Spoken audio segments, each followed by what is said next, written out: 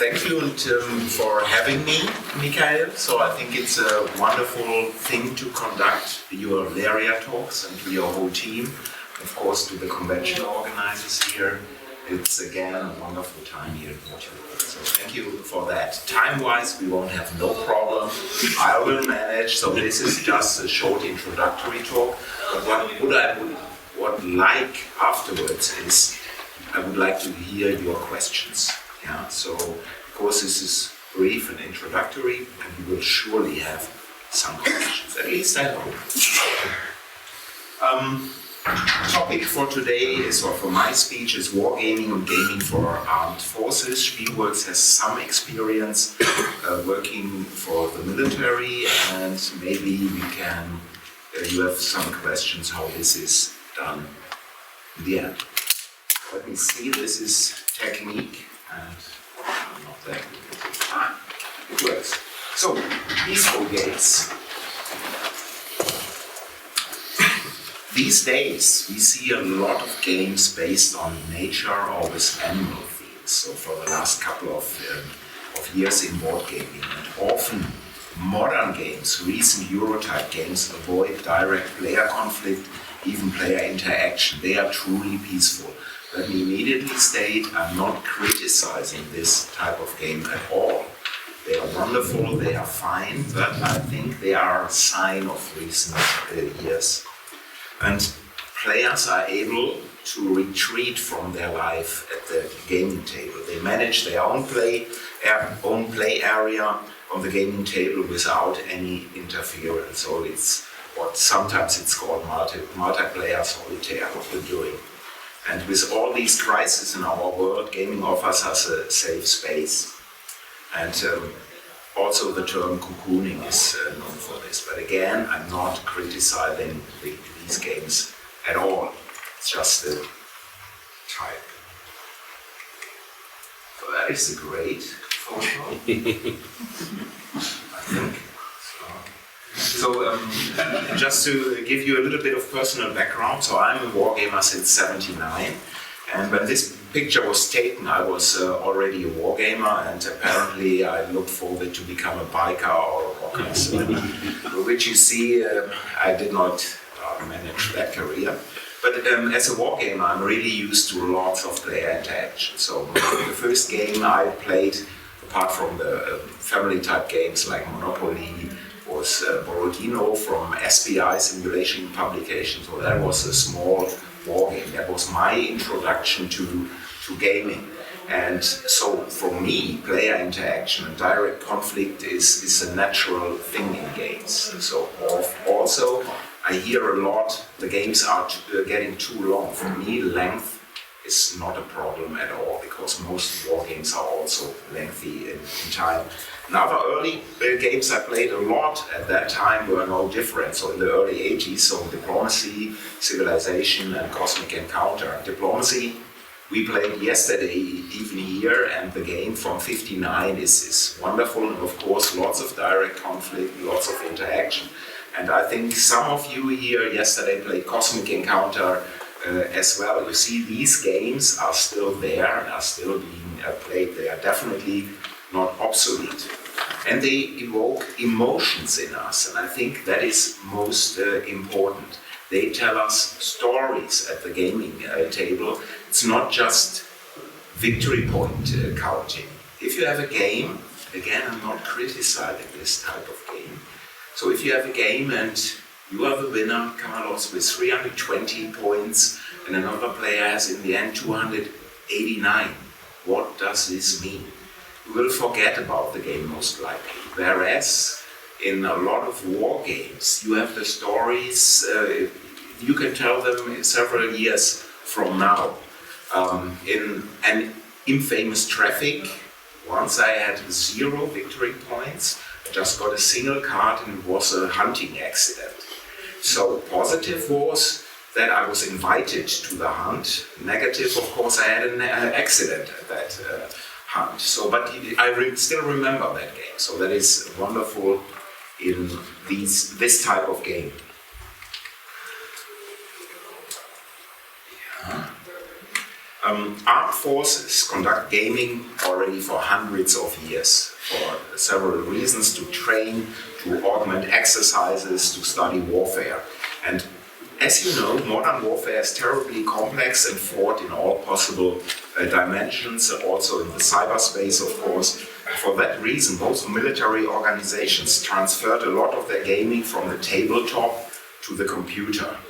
Of course, a computer is able to track a huge amount of data in real time, and so these simulation models are most useful for sure. And despite their unquestioned values and capabilities, computer simulations have quite a few disadvantages. First, they are very expensive to create and produce because you need your programming team, and they are most of the time quite expensive. But they are often also a black box. The players who are sitting in front of these computer programs or in front of the gaming table, and they are unable to comprehend how the game's data has been used and how the game drew a conclusion. That's what I mean with a black box. As an input, but you're not sure how they came to the output. And of course, adjustments are either impossible or very costly. So you need again the whole team to adjust this simulation. That is from the US Marine Corps. That is a game. It could be the same game that Christoph and I are playing right now. It's Hex Encounter, and yeah, this is analog gaming. In recent years, analog wargaming has made a big comeback in the armed forces. And what are the reasons for it? So, designing or developing an analog game is relatively inexpensive in comparison to a computer program, and it can be finished a lot quicker than a computer program. But more important, amending and updating such a game is possible. And this is especially important as the Russian invasion of the Ukraine has shown how quickly the so-called art of war is changing. So you see the importance again of the ground soldier, of your grenadier, and also of course drone warfare, which is in itself changing almost weekly. And the players can verify the output of such a game versus the input data that went into it, allowing for greater understanding. You see on your table some charts and tables. You can calculate for yourself, is this sound, is it not sound? So that is definitely good for understanding. And the NCOs and junior officers are able to come to decisions quickly too. So it can be done with not too much preparation time.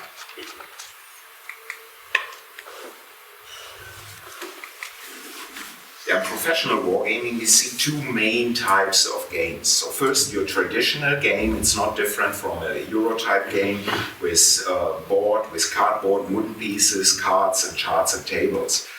Some games are umpired, some not. Umpired games have the advantage that the players do not need to know all the rules before. And of course, the umpire can guide the gaming group, sometimes also in some directions, which is dangerous too, because if you script this too much, you already want to see the players doing it in a certain style. This can be dangerous. And second, there are matrix games. Unlike traditional war games, they focus on the use of words to describe actions and their justifications, with an umpire deciding the likelihood of success and outcomes based on the arguments presented. These matrix games are quite popular because they can, if you have a good umpire, they can be conducted very quickly and without almost any preparation time. So that is really a feature. I do not like them too much, I must say, because a lot depends on the umpire and a lot depends how good the players is. We know from Eurogaming the alpha player who dictates what is happening on the table, especially in cooperative game, and that can be a problem. Some other players, they may be introverted and so they are not using a lot of arguments, so that can be a problem. So that is actually a board from our game Spielworxx is doing for an organization right now. And ZKNS means Zentraler Krisennotfallstab, so that is a central crisis emergency stuff. And you see, Siegpunkt is victory point, so you see it's really could be a board from a commercial product. Yeah, we are currently finishing a project for BWI, which is not exactly the Bundeswehr. Although BW stands for Bundeswehr, it is a civilian IT provider of the Bundeswehr. And the Bundeswehr is a single customer of BWI. And they have a budget of almost or more than 3 billion euros in Germany. They are responsible for all the military communication, for signal intelligence, and for lots of other stuff. It's a large organization. People are civilians, but about 80% are former military. And the CEO is a former 3-star NATO general. And in our game, that is a game, as you see, with board, cards, cardboard, and wooden pieces. And we have two different forms in the game, so educational and analytical. And we have also an umpire in there, and it is supposed to show the current state of the BWI in regard to various threats. Sabotage, cyber attacks, insider threats. In Germany, this is Innentäter, which is a huge problem in Germany, because we have a pretty large community of former Russian citizens with German passports. They came into Germany in the 80s, often had dual passports, and last election they voted, the majority voted for Putin. So, but they are living in Germany, so it is quite a threat, but there are several others, of course, as well. And analytically, the players have to determine if the BWI structure is sound or how it can be improved in the face of multiple crises. So if you're thinking, we are living, bless you, Isaac, if you are thinking we live in peace in Germany, yes, you have to define what peace means. Yeah, we have no armed conflict, of course, in Germany happening, but we see several threats each day. Stuff is happening on a daily basis. And that's why in recent years almost all organizations try to develop games how to counter this, or at least in educational form, to see the current state. Are we able to cope with multiple crises? And I think the next couple of years will show that the developments are even increasing. We see more of that. I think that was some introductory literature. If you're interested in Matrix games, I recommend the first title. Then, of course, I'm a fanboy of Mark Herman, so you will see him twice here. First one is mainly on commercial war games. Second one, older title, Wargaming for Leaders, because he was also a civilian organization. It's a great book. Then Successful Professional War Games. That's another mistake. It should be Paper Time Machines. That's a recent book by Morris Suckling, also on wargaming. Yeah, thank you very much.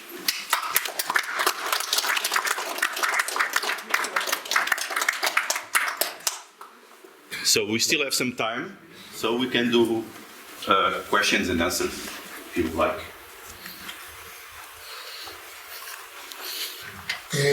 What do you believe that thinking the military just traditional analog games or could be hybrid games? But I'm trying to explain something like the electronic chess to be able to track all the decisions, analyze it, that you have the flexibility that you're speaking about, but at the same time you have capabilities to make big analysis, because I believe that most of the simulations that the military do in this kind of things try to analyze the results, and make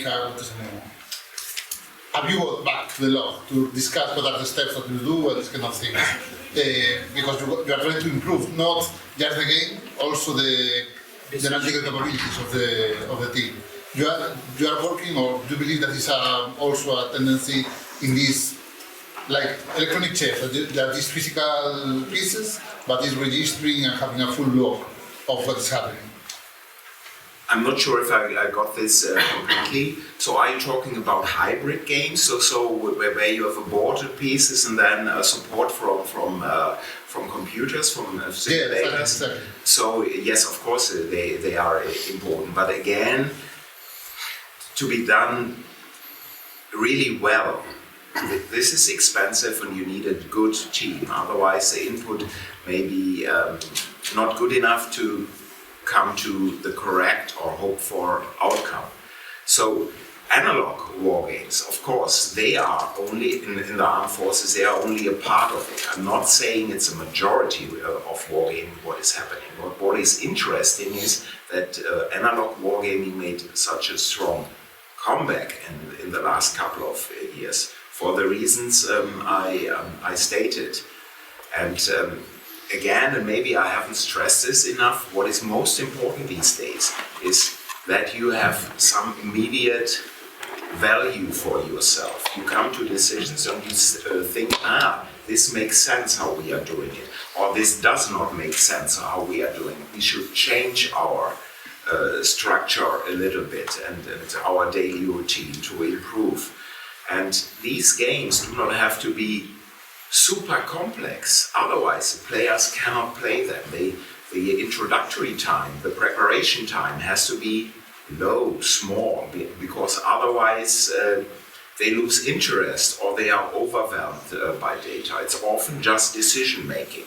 It could be also, when you saw the US Marine Corps game, there was a traditional board, it could be that most of the things happening on the board are done by umpires or an umpire team, and they just give the decision, we are moving in that direction, or we doing it like this. But another thing, it's not all about military actions. It's also about how they do their daily routine. If this can be improved, if they can be more efficient, that is also an improvement. But yes, hybrid war games are a part of it. Yeah.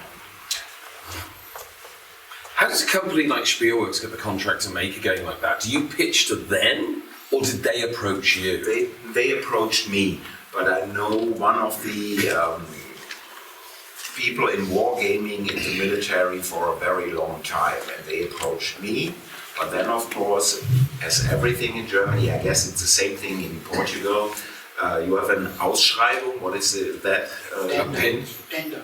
Yeah, and so there were several companies, and they picked Spielworxx. Yeah, so just last month, like 3 major governments, like German, French, and I think Spanish, like opened big grants for wargaming education for armed forces. Like we are speeding up, we have to catch up a little bit. But Bruno had a question. Thank you. Yeah, very simple question. Are military using mostly war games, or do they also use games about information, logistics, and that kind of stuff? Yes, it is a very important thing. So for logistics and for everything, they use gaming for everything. Again, it's not about I'm moving my brigade into that sector and what would you do? No, that would be definitely not enough and not modern enough as well. Is there still a meaning of using Prisoner's Dilemmas and Game of Chicken things? Mainly not. Okay. No. I have a question. Yes. I can do questions also. One of them is, when we are trying to do this type of games, I've done several for other subjects like urban planning, emergency management. One of the things is balancing the simulation and the complexity of the game to be approachable, because in some cases they said, I only have 45 minutes to play this. How do you balance this? Yeah, it is a very good question, and it was interesting. Our first meetings were really interesting because we had to find out what do they want, what does a BWI want, and they had no real idea. We found out they want to improve, they want to game stuff, but they weren't really able to tell us what exactly they want to learn from us. So we told them we can do anything, but we need some input here. So the first 2 meetings were input meetings about length of time, complexity, umpired, not umpired, and all these crucial things. And we were really surprised when they said, this game, what we are doing is now a 2-day event. So first day is an educational play with a long discussion afterwards. Then some policy cards are given to the players so that they can, because it guides them what may be an improvement in the future. And these policies are then next day put into the second game, which is analytical. And that is really interesting because my initial thought was it's more a thing for 3 hours or 3.5 hours. They said, no, this is fine, but complexity, of course, is an issue. From a purely commercial point of view, this game is quite boring. This game is quite boring because it doesn't have lots of super cool mechanics that would overwhelm most players. So it has a simple structure so that they can see, my decision has this impact. And, yeah, but all this is very important, you're right. From your experience you had with the BWI, do you think it's beneficial for other companies, like in critical infrastructure, to have similar approaches, Yes. maybe by a publicly available game from some source? 100% yes. In effect, this game could be used in almost all organizations with changes. I think really the time length of 2 days is problematic, but they wanted it that way. But yes, it is for each and every organization, this is important. You told that at the beginning I assume they do not even knew what they really wanted. So why did they? What do you think? Why did they approach you? Because it's a tendency for wargaming in these organizations, or they would have a plan there? Yes, it's some tendency towards wargaming, but what they knew is that they will have problems in multiple crises. They had one crisis already during the COVID pandemic. So because everybody had to work remotely, and they do not even have enough netbooks and laptops to work from home. So they formed the crisis stuff, but that was a single crisis. And you have multiple crises, and it can be very minor ones. There's a card in the game, because the Bundeswehr and they do not have their own food supply anymore. So other standard private companies are bringing the food into the barracks. And there's a card in there that it's poisoned, and not everybody is dead, but it could be at the same time you can have sabotage. Cyber attacks. And for each of these crises, right now they form one stuff. And if you have 5 crises, they do not even have the manpower to do that. So that is, they knew they had a problem, but how to manage, and they did not knew. That's why they approached a civilian company. You see, they have lots of data. They know everything about, they have huge amount. And they can also, in a way, design or at least help in designing and developing games, because they have some people doing this. But system design-wise, in my humble opinion, they are bad. They are really bad.